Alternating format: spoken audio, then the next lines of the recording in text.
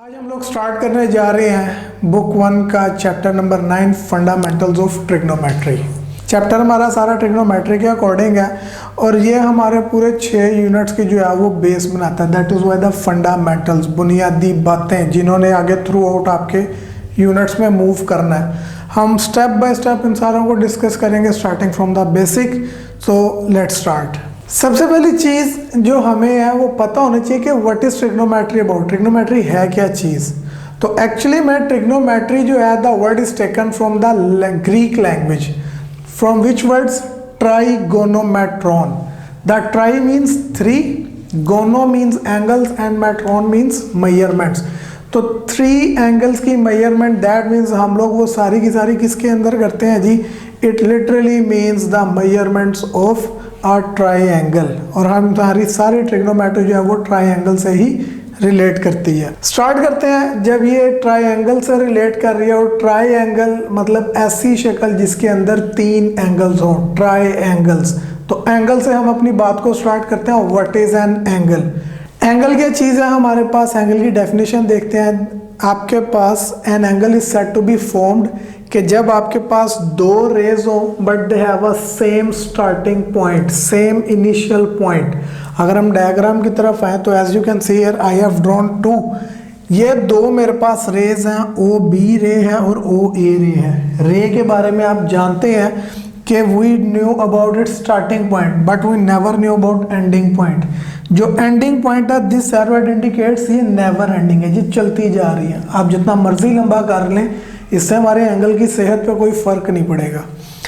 2 raise हैं having same starting point, तो that means ये दोनों मिलके क्या बनाती हैं? एंगल बनाती हैं। क्लियर?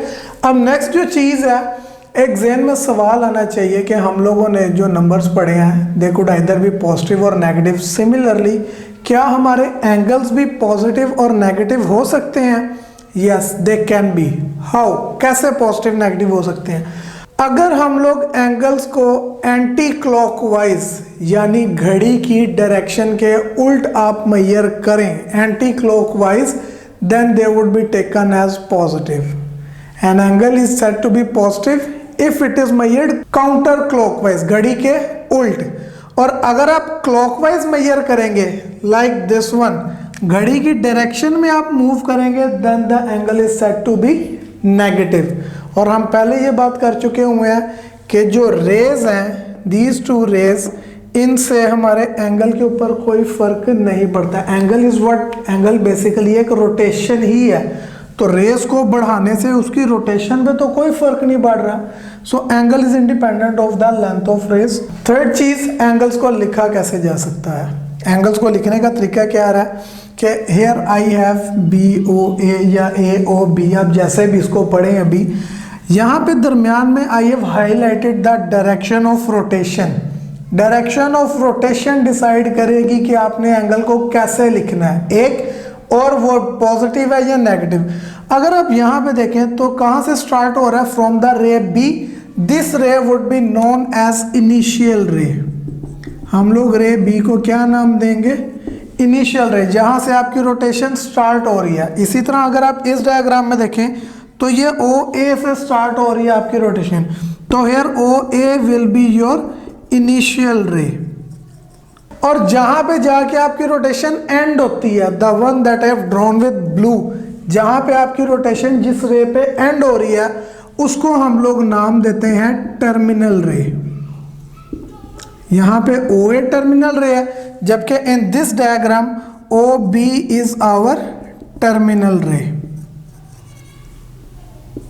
अब इनिशियल टर्मिनल का हमें पता चल गया। अब अगली बात आती है कि हम इस एंगल को लिखेंगे कैसे? How to write this angle? क्योंकि यहाँ पे भी हमारे पास AOB की नोटेशंस है, इधर भी AOB की नोटेशंस है। दोनों में फर्क किस चीज़ का आ रहा है? Direction of rotation. यहाँ पे क्लॉकवाइज है, घड़ी की डायरेक्शन में रोटेशन है। जो टर्मिनल रे है वो इनिशियल रे से डाउनवर्ड मूव कर रही है। एक इधर आप देखें तो योर टर्मिनल रे is moving upward from the initial रे। आपकी रोटेशन एंटी क्लॉकवाइज है, काउंटर क्लॉकवाइज घड़ी के उल्ट रोटेट कर रहे हैं। लिखने में हम लोग हमेशा पहले अपनी initial ray which was be measurement angle BOA, starting from B ending on A। Similarly अगर आप यहाँ पे देखें, मैं इसको कैसे लिखूंगा, मेरी रोटेशन पॉइंट OA रे से स्टार्ट हो रही है, this would be written as measurement angle AOB, क्योंकि मेरी इनिशियल रे वाज OA। अब पॉजिटिव नेगेटिव, वेन एवर मैंने बात की कि टर्मिनल रे इनिशियल रे से डाउनवर्ड जा रही है, डाउनवर्ड में ऑब्वियस है घड़ी की डायरेक्शन में रोटेट कर रही है, आपकी क्लॉकवाइज रोटेशन है, then your angle would be negative. Okay, और यहाँ पे आप देखें आपकी टर्मिनल रे इनिशियल रे से अपवर्ड रोटेट कर रही है, डायरेक्शन ऑफ रोटेशन यानी घड़ी के उल्ट, counter clockwise. So this angle would always be taken as positive angle.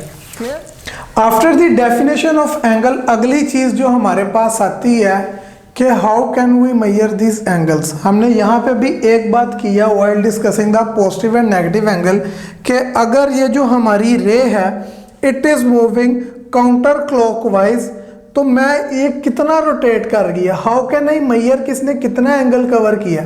Similarly अगर ये मेरी इनिशियल रे है और टर्मिनल रे मेरी क्लॉकवाइज रोटेट कर रही है, तो इन that case how do I know कि इसने कितना एंगल कवर कर लिया, कितनी रोटेशन हुई है। तो याद रखें एंगल्स को मेजर करने के हमारे पास दो यूनिट्स हैं, डिग्री एंड रेडियंस। इन दोनों के बारे में बात करते हैं। First of all what is a degree measure. मेरे पास एक सर्कल है जिसका मैंने रेडियस OA लिया हुआ है। अब डिग्री कितना एंगल होता है, कितनी मेजरमेंट को हम डिग्री नाम देंगे इस सर्कल के अंदर। अगर मैं अपने सर्कल की ये बाउंड्री को, which is also known as circumference of circle, इसको मैं डिवाइड कर दूं 360 बराबर हिस्सों में इंटू 360 इक्वल पार्ट्स, जितना पार्ट ये उतना ये उतना ये उतना ये, कंटिन्यूइंग दिस वे मैं कितने बराबर हिस्से करूं 360 इक्वल पार्ट्स।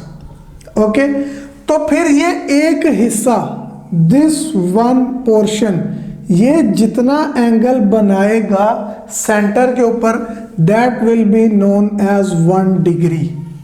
अगर हम सर्कल के सर्कमफेरेंस को 360 बराबर हिस्सों में डिवाइड करें तो एक हिस्सा सेंटर पे जो एंगल बनाएगा that would be known as 1 degree. अब यहाँ पे एक चीज, if I name it as point B, अगर मैं इसे पॉइंट बी का नाम दे देता हूँ, तो मेरे पास जो मेजरमेंट एंगल BOA आया है, कितना आया है ये एंगल हमारे पास 1 डिग्री। आप लोग सही सोच रहे हैं, लेकिन छोटी सी मिस्टेक के साथ, इट इज नॉट 1 डिग्री, ये -1 डिग्री है। -1 डिग्री कैसे हो गया, अभी तो आपने 1 डिग्री बताया था, लेकिन हमने राइटिंग क्या की है BOA, यानी हमारी OB रे इज द इनिशियल रे। इट्स नॉट लाइक दिस, ये चीज है आपके पास काउंटर क्लॉकवाइज। हमने ये बात इधर की थी कि जब BOA इनिशियल रे आप देखेंगे राइटिंग में, तो इनिशियल रे स्टार्ट कर रहे हैं तो इट मींस आप क्लॉकवाइज डायरेक्शन में रोटेट किया, so it would be -1 degree. लेकिन अगर मैं इसको लिखूं measurement angle AOB, now it would be 1 degree. ये क्या इंडिकेट कर रहे हैं, A से B की तरफ, मतलब you are rotating counter clockwise. BOA मतलब आप B से A की तरफ यानी कि क्लॉकवाइज रोटेट कर रहे हैं। तो ये गलती आप लोगों ने नहीं करनी, keep it in mind now. अब आगे हम लोग मजीद क्या करते हैं, ये 1 डिग्री हम लोगों ने पढ़ ली। ओके, नेक्स्ट अगर मैं यहाँ पे इस पॉइंट को C और इसको D and continuing this way मैं नेमिंग दूं, नाउ दिस एंगल जो कि मेरे पास क्या है राइटिंग में लिखने में, ये it would B measurement angle AOC, ये 2 हिस्सों 2 इक्वल पार्ट्स में कंसिस्ट कर रहा है, so it would B 2 degrees. इसी तरह जब मैं इसमें D शामिल कर लूंगा तो A एक हिस्सा, 2 हिस्से, 3 हिस्से शामिल हो जाएंगे, then it would be equal to 3 degrees. And similarly आपके पास आप जितने पार्ट्स ऐड करते जाएंगे उतने नंबर ऑफ डिग्रीज क्या होता जाएगा, इंक्रीज होता जाएगा। कंटिन्यूइंग दिस वे अगर मैं ये सारे पार्ट्स कवर करते करते अपने लास्ट पार्ट तक पहुंच जाऊं, तो मेरा ये लास्ट पार्ट कितना था, इट वाज 360th पार्ट, 360वां हिस्सा। तो इसका मतलब इन सारी रोटेशन, एक मुकम्मल चक्कर, एक कंप्लीट रोटेशन के दौरान I have covered 360 parts, so it means के one complete rotation would be equal to 360 degrees. लेकिन आपने जहन में रखना है ये मैंने पॉजिटिव है। क्यों पॉजिटिव है? क्योंकि हम लोगों ने अपनी रोटेशन काउंटर क्लॉकवाइज ली है। अगर आप लोग इसे काउंटर क्लॉकवाइज नहीं लेंगे, आप लोग कहते हैं नहीं we are measuring it in clockwise direction, तो जब क्लॉकवाइज डायरेक्शन में जाएंगे then it would no longer be positive 360। ये आपके पास क्या हो जाएगा? माइनस का 360 डिग्रीज, क्योंकि काउंटर क्लॉकवाइज में भी आप 360 हिस्से पूरे करेंगे। इन that case it would be negative. अच्छा जी, उसके बाद सर ये तो मुकम्मल चक्कर हो गया, व्हाट अबाउट हाफ रोटेशन? अगर आधा चक्कर, मैं पूरा चक्कर नहीं लगाता, अगर हाफ करूंगा तो ये वो यहाँ पे आएगा मेरे पास, 2 हाफ्स कर लिए मैंने, तो इसका मतलब आधे हिस्से के अंदर 360 का हाफ कितना होता है? 180। मीन्स के on one side of circle मैं 180 पार्ट्स कंप्लीट करूंगा। उसका क्या मतलब है? मेरा एंगल कितना होगा हाफ रोटेशन में? In half rotation it would either be 180 degree और -180 डिग्री। ये प्लस माइनस टोटली किस पे डिपेंड कर रहा है? हमारी डायरेक्शन ऑफ रोटेशन। आप किस डायरेक्शन में अपनी टर्मिनल रे को रोटेट करवा रही हैं उसके accordingly plus minus. Okay, similarly half हो गया, अगर मैं क्वार्टर कर दूं 1/4 पार्ट, तो ऑब्वियसली 1/4 मीन्स हाफ का भी आधा, तो हाफ का भी आधा 180 का आधा कितना हो जाएगा? 90 डिग्रीज। क्यों? क्योंकि now it would contain 90 equal parts. तो इसका मतलब क्वार्टर रोटेशन के अंदर हम लोग या 90 डिग्री कवर करेंगे एंगल, और अगर आप लोअर साइड पे बात करेंगे, अब आपकी टर्मिनल रे क्लॉकवाइज डायरेक्शन में रोटेट कर रही है, then it would be -90 degrees. ये बातें आपने जहन में रखनी है कि अगर आप लोग काउंटर क्लॉकवाइज घड़ी के उल्ट मूव करेंगे, रोटेट करेंगे, देन आपका एंगल पॉजिटिव होगा। बट इफ आप लोगों की टर्मिनल रे इनिशियल रे से क्लॉकवाइज रोटेट कर रही है, then it would be taken as a negative angle. Okay, आगे चलते हैं। अब एक और मजीद इसमें मैं ऐड करता हूं आपके पास कि अगर मैं अपने ये जो मैंने 1 डिग्री एंगल बनाया था, व्हाट इफ कि मैं इस 1 डिग्री के मजीद 60 हिस्से कर दूं। If I divide 1 degree into an other 60 parts, तो वो जो 60 हिस्से होंगे वो एक हिस्सा 1 मिनट के बराबर होता है। इफ वी डिवाइड, जिस तरह हमने सर्कल को 360 हिस्सों में डिवाइड किया था, सिमिलरली अगर मैं 1 डिग्री को ओनली 60 पार्ट्स में डिवाइड करूं, then 1 part is equals to 1 minute. इसका क्या मतलब हुआ कि 1 degree is equals to 60 minutes. इसको आप ऐसे लिखें, that is these are 60 minutes, and notation जो हम लोग यूज करेंगे that would be 60 dash. Okay, it would be read as 60 minutes. And similarly हम लोग 1 मिनट को भी मजीद 60 इक्वल हिस्सों में डिवाइड करें, then 1 minute would be equals to 60 equal parts. तो इसका क्या मतलब हुआ कि ये जो अगले 60 इक्वल पार्ट्स हैं वो एक हिस्सा 1 सेकंड के बराबर होगा। मजीद हमने उसको छोटे हिस्सों में डिवाइड किया, तो 1 मिनट के अंदर कितने आपके पास आ गए? 60 सेकेंड्स। सेकेंड्स के लिए कौन सी नोटेशन यूज होगी? For second we use the double dash. Clear होगी बात ये? If it's a minute then 1 dash. अगर ये सेकेंड्स में है you will use double dash. तो अगर मैं इनको इकट्ठा करके लिखूं that is degree, minute and second, then how would it be? It would be like कि 1 डिग्री के अंदर हमने किए थे 60 मिनट, 60 इक्वल पार्ट्स किए थे, और आगे हर मिनट के मजीद 60 हिस्से, यानी कि देयर वर 60 मिनट्स और हर मिनट के मजीद कितने थे? 60 सेकंड।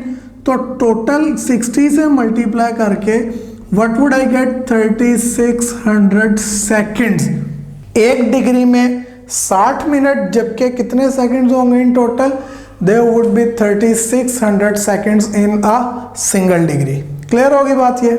अब यहाँ पे आपने एक बात नोट की कि ये डिग्रीज की जितनी भी डिवीजन है ये सारी की सारी की जा रही है इन द मल्टीपल्स ऑफ 60, 60 के मल्टीपल्स के अंदर। यू सी के 60 सेकंड मिलके 1 मिनट बना रहे हैं, 60 मिनट मिलके 1 डिग्री बना रहे हैं, और 360 पार्ट्स मिलके एक कंप्लीट रोटेशन, मतलब जो मुकम्मल चक्कर है आपका 360 पार्ट, वो भी 60 का मल्टीपल है, 66 है। तो ये सारी calculation is done as in the multiples of 60। उसी बेस के ऊपर इस सारे सिस्टम ऑफ मेजरमेंट को नाम दिया गया है sexagesimal system.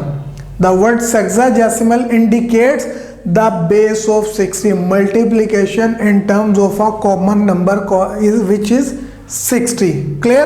on the base of 60 हम लोग इसे सेक्साजेसिमल सिस्टम का नाम देते हैं।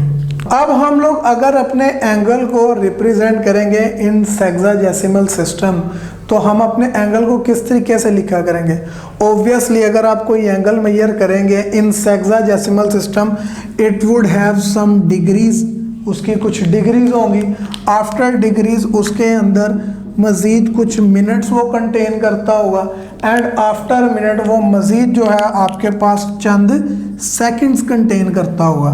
तो जब भी हम लोग सेक्साजेसिमल सिस्टम में मेजरमेंट लेंगे तो इट्स ऑब्वियस कि हमारा angle degree minute second form में आएगा।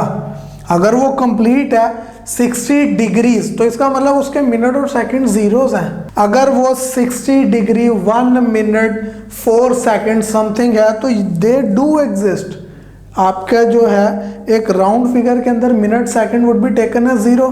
राउंड फिगर से मुराद अगर आप 45 डिग्रीज ले रहे हैं, इट्स अ कंप्लीट एंगल। लेकिन 45 पॉइंट समथिंग अगर आप बात करें तो वो पॉइंट समथिंग मिनट और सेकंड्स में चला जाता है। अब हम लोग चलते हैं an other system of measurements of angle.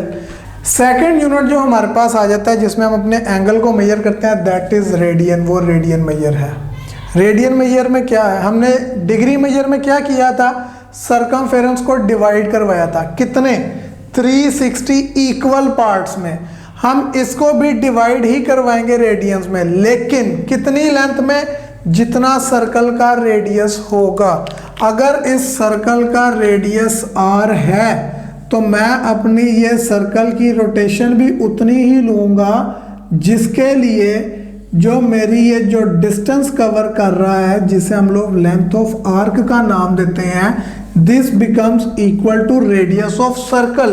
तो देन ये जो एंगल कवर किया होगा, this angle would be known as 1 radian. Clear होगी बात? ये दोबारा से सुन लें कि वो एंगल उतनी रोटेशन जिसके लिए ये जो लेंथ ऑफ आर्क है, आर्क की लंबाई becomes equal to the radius of circle, उतनी रोटेशन को हम लोग नाम देंगे किसका जी? 1 रेडियन का। अब यहाँ पे आपने एक बात ध्यान में रखनी है, 1 के साथ आई हैव मेंशन्ड रेडियन, लेकिन अगर मैं ना लिखूं, अगर मैं इसको सिंपली 1 लिख दूं तो इट इज अंडरस्टूड कि ये रेडियन में मेजर है, जबकि डिग्री में ऐसा नहीं होना। डिग्री में if you are writing 1 you have to mention the symbol of degree. आपको डिग्री का साइन ऊपर देना पड़ेगा। अगर आप नहीं देंगे तो इट्स अंडरस्टूड कि वो रेडियन में ही मेजर किया जा रहा है। तो इस बात का आप लोगों ने लाजमी ख्याल रखना है।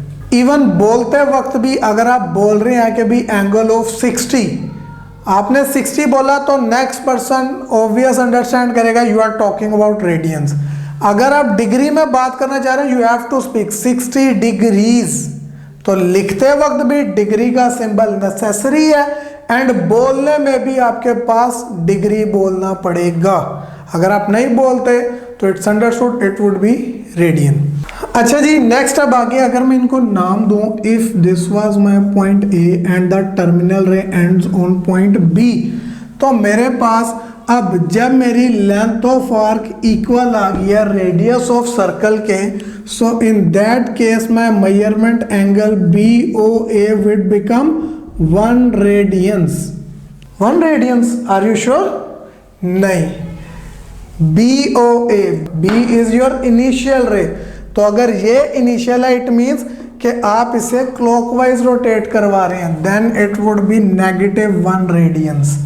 अगर आप इसे +1 रेडियन कह रहे हैं, for that measurement angle should be AOB, then it would be taken as +1 radian.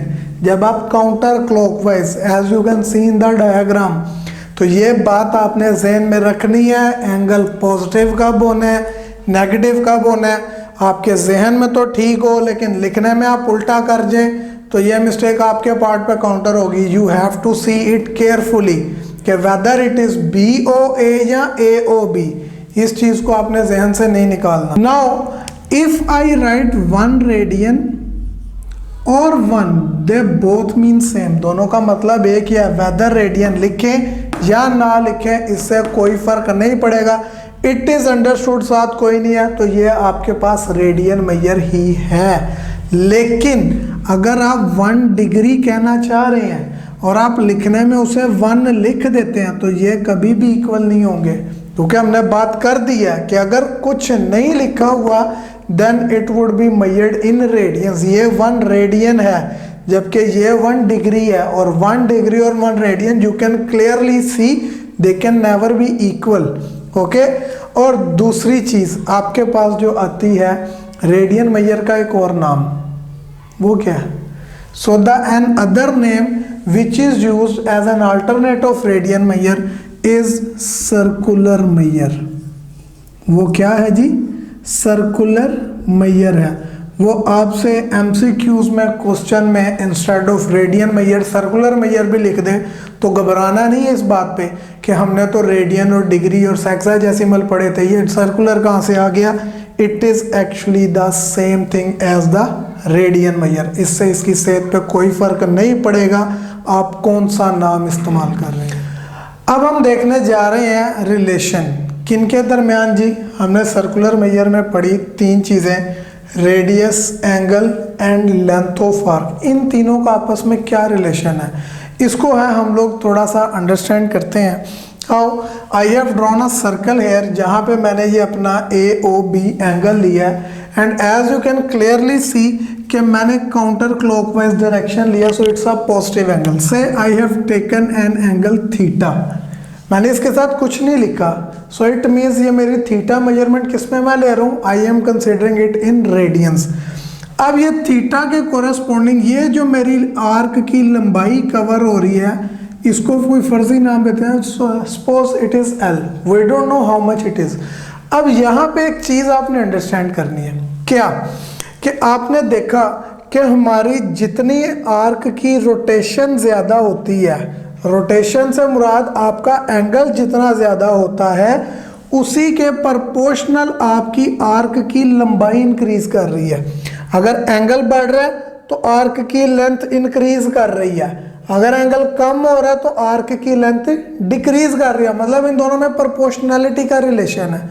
एक दूसरी चीज़, अगर आप देखें तो ये आपके पास this portion of a circle जो कि इसके 2 रेडियाई और एक आर्क के दरमियान में बाउंड हुआ है, इसको हम सेक्टर का नाम देते हैं। It is known as sector of this circle, this whole portion is known as sector of circle. अब एंगल के इंक्रीज करने से लेंथ ऑफ आर्क, और आप देख सकते हैं दोनों हाथों के दरमियान the area is also increasing, initial रे, टर्मिनल रे। अगर ये टर्मिनल रे इंक्रीज कर रही है यानी मेरा एंगल इंक्रीज कर रहा है तो लेंथ ऑफ आर्क भी इंक्रीज कर रही है और सेक्टर का एरिया भी इंक्रीज कर रहा है, यानी दोनों के दरमियान प्रोपोर्शनैलिटी का रिलेशन है। क्लियर?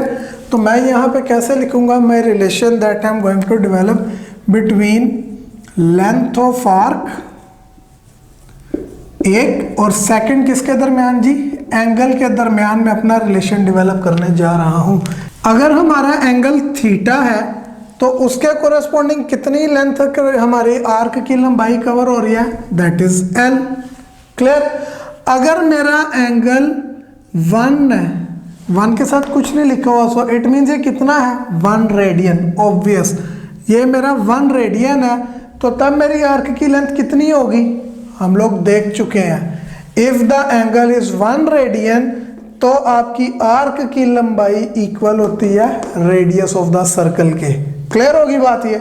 यानी कि नाउ अगर मेरा एंगल 1 रेडियन है तो मेरी लेंथ ऑफ आर्क भी कितनी आ रही है जी? r 1 radius equal to 1 radius of the circle.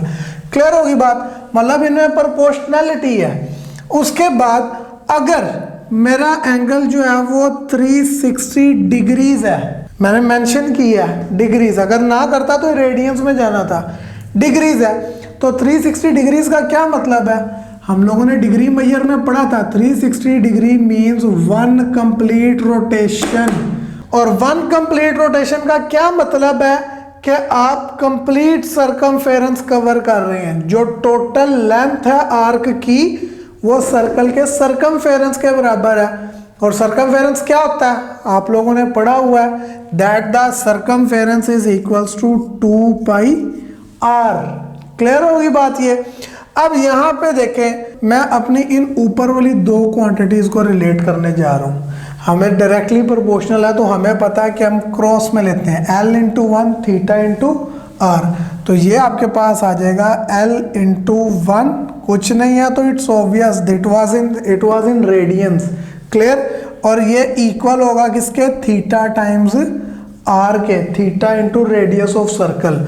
अब यहाँ पे theta was the notation of angle, l और r ये आपके पास लंबाइयां हैं, r सर्कल का रेडियस, l आर्क की लंबाई, length of arc. You would have r multiply l के नीचे आके divide l over r times 1 radians equal to theta. अब l आर्क की लंबाई लेंथ ही है, it would have some unit metre centimetre whatever.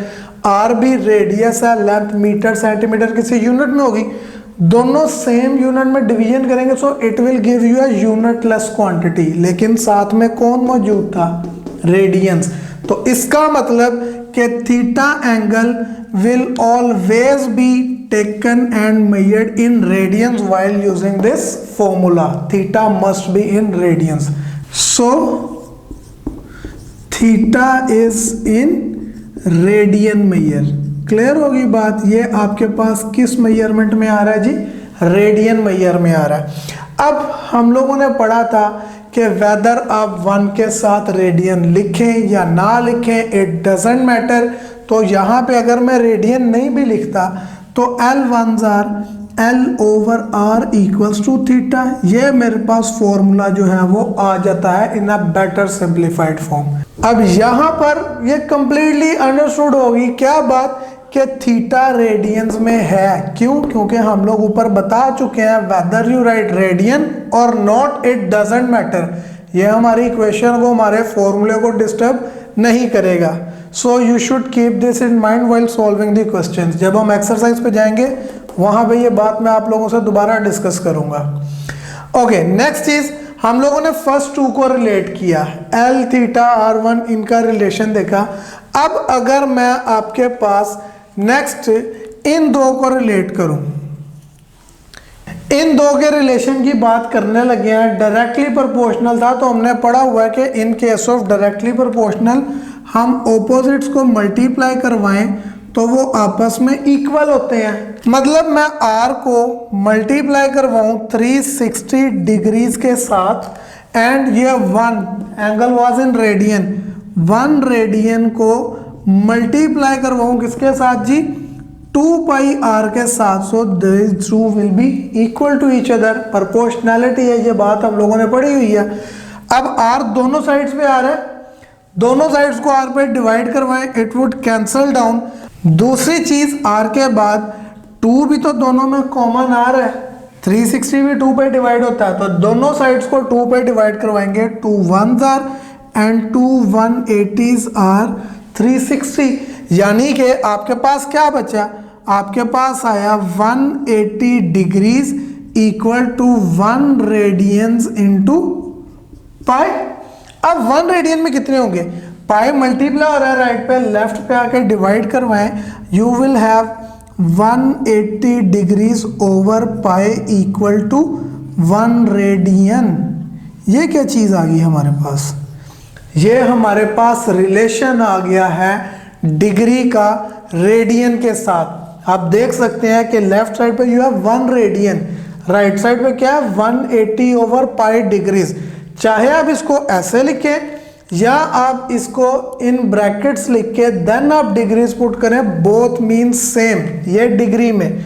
अच्छा, तो यहां से 1 रेडियन इक्वल आ गया किसके 180 ओवर पाई डिग्रीज के, तो ये 1 radian equal to 180 by pi degree. दूसरी चीज जो हमारे पास आती है वो क्या, इस अबव इक्वेशन से मैं बात करता हूं। हमारे पास है 180 degree equal 1 radian into pi, तो 180 degree can be written as 1 degree into 180, क्योंकि हम लोग बात कर चुके हैं डिग्री आप चाहे होल पे लिखें चाहे अलग पे लिख दें, इट इज अंडरस्टूड के एंगल डिग्रीज में है। इक्वल क्या था आपके पास पाई 1 it would become pi radiance. Okay, now 180 जो 1 डिग्री से मल्टीप्लाई हो रहा है, अगर मैं इसे इक्वल की राइट पे लेके जाऊं ये क्या होगा divide, so you would get 1 degree equals to pi over 180 radians. तो ये मेरे पास डिग्री से रेडियंस में जाने का रिलेशन आ जाता है। हम लोगों ने दोनों रिलेशंस डेवलप कर लिए हैं कि अगर 1 रेडियन होगा उसमें कितने डिग्रीज आएंगे और अगर 1 डिग्री होगा तो उसमें कितने रेडियंस आएंगे, और इन्हीं दो को हम लोग इस्तेमाल करेंगे कब, जब मैं अपने एंगल को सर्कुलर मैयर से सेक्साडेसिमल मैयर्स में यानी रेडियन से डिग्री मिनट सेकंड में लेके जाऊं, या मैं अपने एंगल को डिग्री मिनट सेकंड से रेडियन में लेके जाऊं। दोनों केसेस में हम लोग आइदर ऑफ दीज फॉर्मूला को यूज करेंगे। अगर रेडियन से डिग्री में जाना है तो इससे मल्टीप्लाई, और अगर डिग्री से रेडियन में जाना है तो पाई बाय 180 रेडियन से मल्टीप्लाई करेंगे and will get our answers converted into the other form. इसके जब हम लोग एक्सरसाइज के क्वेश्चंस करेंगे you will understand it better then. यहां से हमें एक बात और पता चलती है, वो क्या कि रेडियन बड़ा यूनिट है डिग्री छोटा यूनिट है। वो कैसे, पाई की वैल्यू क्या पड़ी हुई है 3.14 समथिंग, तो जब आप 180 को 3.14 समथिंग जो भी है उस पर डिवाइड करवाएंगे व्हाट विल यू गेट, आपके पास आएगा 57.3 डिग्रीज इक्वल टू 1 रेडियंस, यानी एक रेडियन में 57.3 डिग्रीज है। इससे क्लियरली पता चल जाता है कि radian is bigger unit and degree is a smaller unit of angle. Diagram wise भी आप देख लें कि डिग्री हमने एक छोटा हिस्सा लिया था, 360 बराबर हिस्से करने के बाद एक हिस्सा वाज 1 डिग्री, जबकि रेडियन के केस में we can clearly see the difference. Radian एक बड़ा यूनिट है, तो अब आपको याद रखने में भी आसानी होगी। आप फॉर्मूला वाइज देख लें, आप डायग्राम वाइज देख लें, you can remember it easily now. Last बात करते हैं टॉपिक की। जब हम लोगों ने यहाँ पे डिग्री और रेडियंस को कहा था दे आर नॉट इक्वल, अगर 1 के ऊपर डिग्री है और 1 के साथ कुछ नहीं तो ये रेडियंस कंसीडर होगा, और ये डिग्री नजर आ रहा है, they can never be equal. तो क्लियर हो गया कि कभी भी जितने रेडियंस हैं वो उतने डिग्रीज के बराबर नहीं होंगे, लेकिन एक ऐसा एंगल है जो डिग्रीज में भी उतना है और वो रेडियंस में भी उतना है। क्या आप गैस कर सकते हैं वो एंगल कौन सा है? जी, वो एंगल आपके पास है 0 डिग्रीज। चाहे 0 डिग्रीज लिखें चाहे 0 रेडियंस लिखें, it will always be equal to each other. नहीं, आप कन्वर्ट करके देख लें। आप 0 डिग्री को कन्वर्ट करना चाह रहे हैं रेडियंस में, तो ऑब्वियस है हमने क्या कहा, पाई से मल्टीप्लाई करवाएं 180 पे डिवाइड, तो 0 को जिस मर्जी से मल्टीप्लाई डिवाइड कर लें इट विल अगेन रिमेन 0। तो इट मीन 0 डिग्री और 0 रेडियन हमेशा आपस में क्या है, इक्वल है। और ये बात लाजमी जहन में रखनी है कि 0 is the only angle, 1 and only ये 0 ही है जो डिग्रीज में ले, जो रेडियंस में ले हमेशा इक्वल आएगा। No other angle can be equal in degrees and radians. Clear हो गया? तो ये थी हमारी ट्रिग्नोमेट्री की बेसिक्स जो हम लोगों ने आज काफ़ी तफसीलन डिस्कस की। अब नेक्स्ट हम लोग अपने अगले लेक्चर्स में ट्रिग्नोमेट्री के आगे फर्दर चीज़ें देखेंगे, कुछ इनकी प्रैक्टिकल क्वेश्चंस करेंगे। They will help you understand it more.